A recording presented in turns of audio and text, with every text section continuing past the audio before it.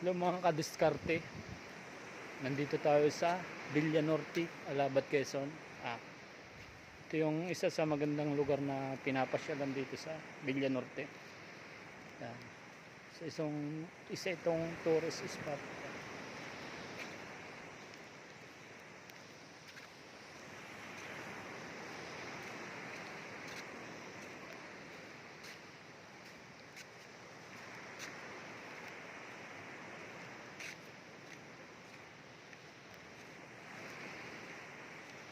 Pagdating ng araw, dadami lalo yung mga turista dito sa Villa Norte.